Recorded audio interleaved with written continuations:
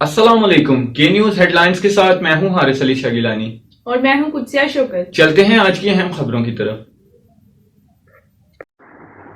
Breaking news से आगाह करेंगे। परवेज खटक और नूरुल हक कादरी का सरकारी रिहाइशगाह खाली करने से इनकार। एक बार फिर आपको बताते चलें, साबिक वफाकी वज़रा परवेज खटक और नूरुल हक कादरी ने मिनिस्ट्री इंक्लियो में अपनी सरकारी रिहाइशगाहें खाली करने से इनकार कर दिया।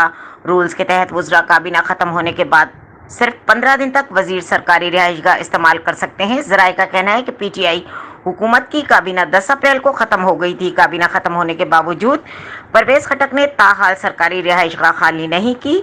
उनका कहना है कि साबिक वजीर नूरुल हक कादरी ने भी अपनी सरकारी रिहाइशगाह खाली नहीं की। परवेज खटक मिनिस्टर इंक्लियो के मकान नंबर 28 और नूरुल हक कादरी का 31 है।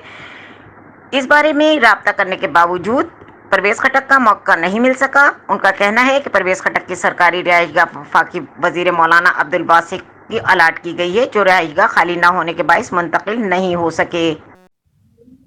मज़ीद खबरों और अपडेट्स के लिए हमारे साथ रहिएगा। तब तक के लिए अपना ख्याल रखिएगा। अल्लाह हाफ़िज़।